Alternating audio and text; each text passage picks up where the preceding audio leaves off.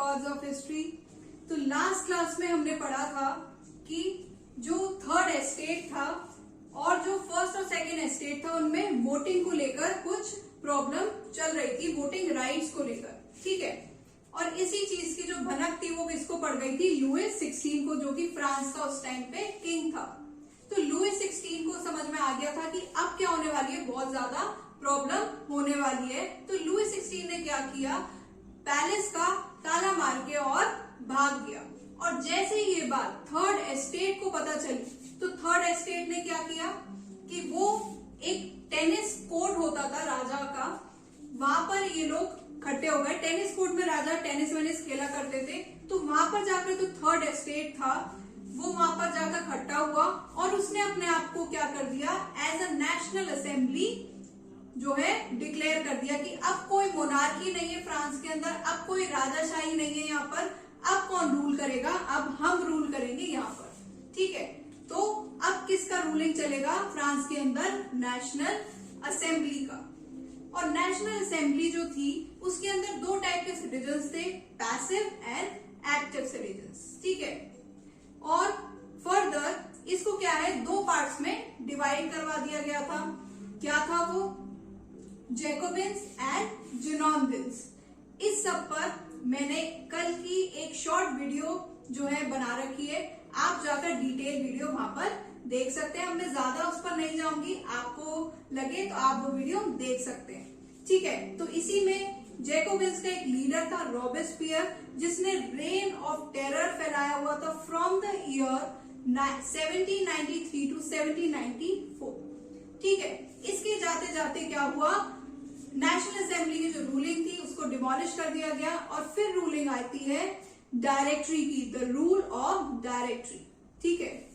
Directory के ruling में क्या था, 5 मेंबर्स थे और उन मेंबर्स को बोला जाता था एग्जीक्यूटिव्स। तो समय के चलते चलते क्या हुआ, धीरे धीरे क्या हुआ कि जो एग्जीक्यूटिव था और जो लेजिस्लेटिव था इनके बीच में थोड़ी बहुत अनबन होनी शुरू हो गई।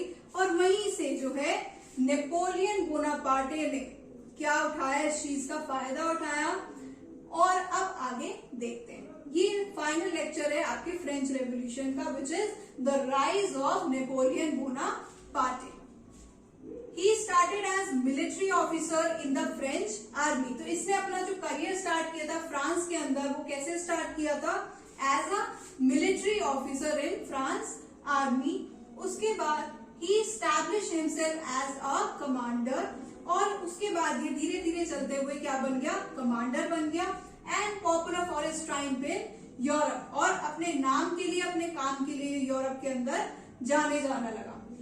Due to anarchy and misrule in 1799, जैसा कि मैंने आपको अभी बताया कि जो नेशनल असेंबली थी वो भी डिमोलिश कर दी गई, एंड लेटर ऑन डायरेक्टरी का जो रूल था वो भी 1799 में क्या है, डिमोलिश कर दिया गया। तो वहीं से क्या आ गई थी, फ्रांस के अंदर बहुत ज्यादा मिसरूल आ गया था, मिस गवर्नेंस आ गया था, क्योंकि कोई भी एक लीडर नहीं था जो कि फ्रांस को क्या कर सके, गवर्न कर सके या रूल कर सके। अनार्की आ गई थी, अनार्की का मतलब होता है अराजकता आ गई थी फ्रांस के अंदर, ठीक है। तो यहीं से क्या हुआ कि ही कैप्चर्ड द रूल और the power from the directory. किसने?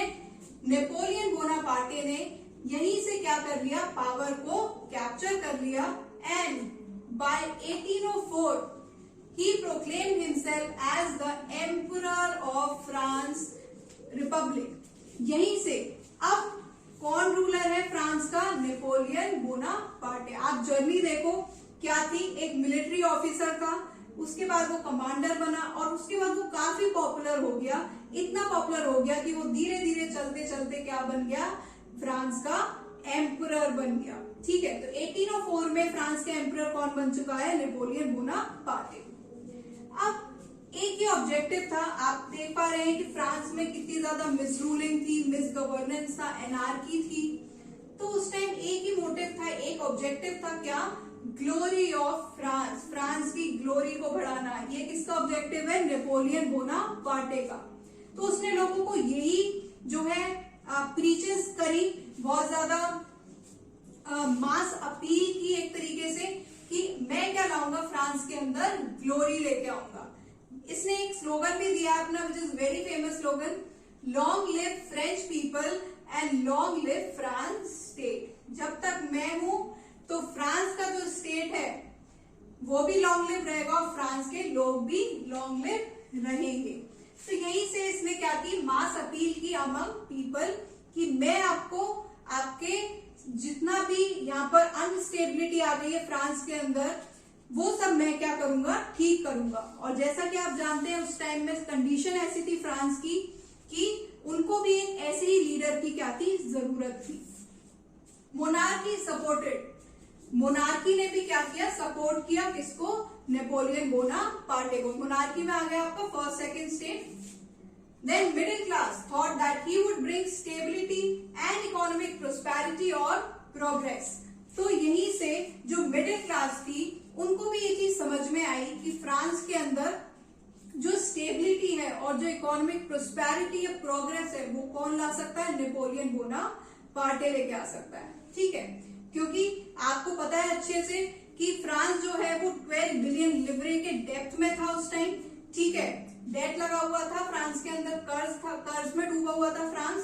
तो उन्हें लगा कि ये जो स्टेबिलिटी लेके आएंगे वो कौन लेके आ सकता है, फ्रांस के अंदर इकोनॉमिक स्टेबिलिटी कौन लेके आ सकता है, नेपोलियन बोनापार्टे। और ये मिडिल क्लास वही लोग हैं जो कि मैंने आपको 3 फिलोसफर्स बताए थे, उन्हीं के सपोर्टर्स जो है मिडिल क्लास हैं, John Locke, Rousseau and Montesquieu. सबसे एक बड़ा जो स्टेप था पावर कैप्चर करने का और लोगों को कैप्चर करने का, वो क्या था, पीजेंट्स ऑल्सो सपोर्टेड हिम।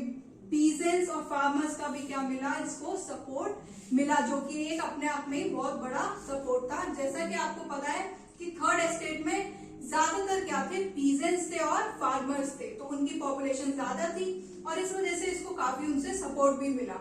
कैसे, because he promise them the land rights, क्योंकि उसने क्या कर दिया, लैंड राइट्स का प्रॉमिस कर दिया किनको, पीजेंट्स को। आप खुद सोच के देखिए कि आप पीजेंट हैं या आप फार्मर हैं, आपके लिए जो सबसे ज्यादा इंपॉर्टेंट चीज है वो क्या है, आपकी जमीन, आपकी जमीन के अधिकार, ठीक है, जो कि आपके हैं और आपको मिलने चाहिए। तो ये जो राइट्स थे, लैंड राइट्स, इन पीजेंट से छीन लिए गए थे पहले के टाइम में। और उसने, जो नेपोलियन बोनापार्टे था, उसने क्या किया, लोगों को प्रॉमिस किया कि मैं आपके जो लैंड राइट्स छीने गए हैं, आई प्रॉमिस यू कि मैं वो आपको क्या है, वापस दिलवाऊंगा। तो यहीं से नेपोलियन बोनापार्टे ने क्या कर लिया, पब्लिक का जो कंट्रोल था, पब्लिक का जो बिलीफ था, उसको क्या कर लिया, पूरा गैदर कर लिया एक तरीके से। और लोग भी जो है बहुत ज्यादा इसको पसंद करने लगे एज एन एम्परर। ठीक है, अब उसके बाद क्या होता है कि अब इसकी जो रूलिंग फ्रांस के अंदर स्टार्ट हो चुकी है। ठीक है, तो धीरे धीरे करके अब नेपोलियन क्या करेगा, नेपोलियन जो था वो नेक्स्ट लेवल पर्सन था। मतलब वो आज से 1000 साल आगे की सोचता था कि 1000 साल बाद क्या होगा या 100 साल बाद क्या होगा।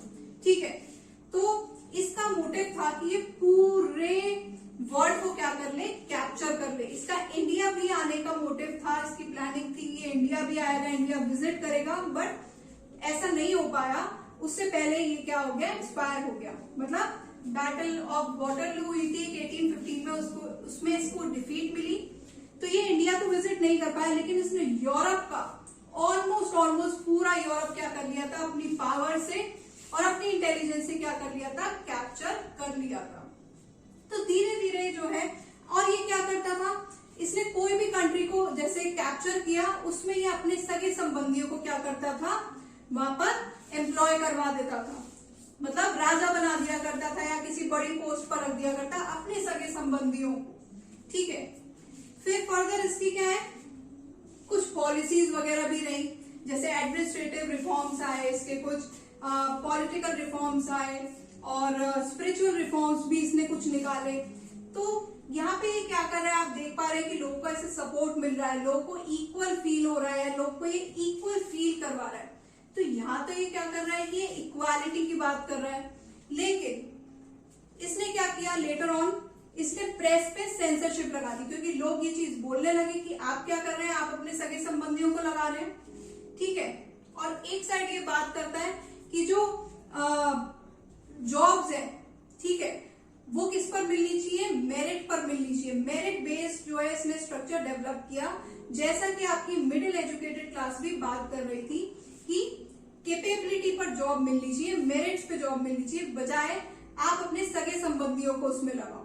और नेपोलियन कर क्या रहा था ऑन द अदर हैंड कि कोई भी स्टेट या कंट्री वो जीतता था, कैप्चर करता था और अपने किसी सगे संबंधी को वहां पर राजा बना दिया करता था।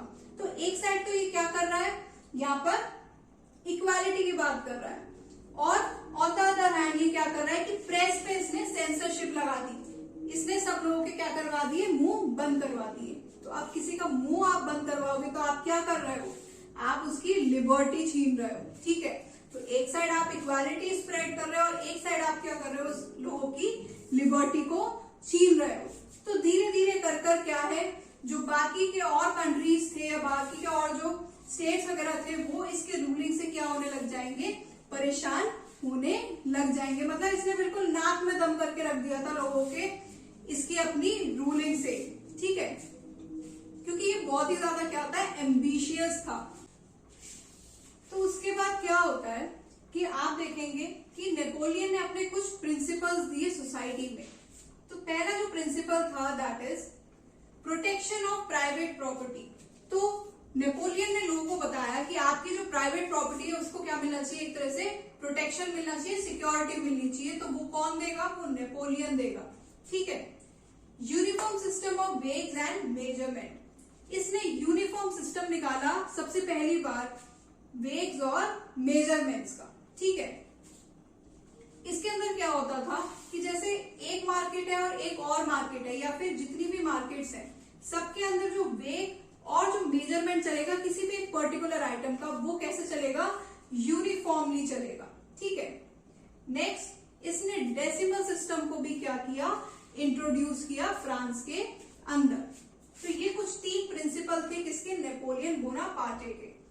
लेटर ऑन जब बाकी सारे जो बड़े बड़े और कंट्रीज थी या बाकी और जो स्टेट्स वगैरह थे, जैसे कि इंग्लैंड हो गया, इंग्लैंड आपकी उस टाइम पे बड़ी कंट्री थी, ब्रिटेन जितने भी थे, जब उन लोगों ने देखा कि अब तो नेपोलियन ने क्या कर दिया, बिल्कुल नाक में दम कर दी है, अब जो है पानी जा रहा है सर के ऊपर।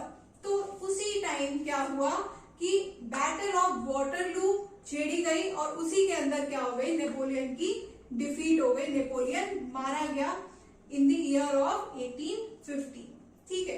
तो नेपोलियन तो मर गया 1815 में, लेकिन जो उसके आइडियल्स थे, जो उसके आइडिया थे, नेपोलियन तो मर गया, लेकिन जो ना चाहते हुए भी वो क्या कर गया, फ्रांस के अंदर और भी बाकी जो आसपास की जो कंट्रीज थी उसमें क्या फैला गया, नेशनलिज्म।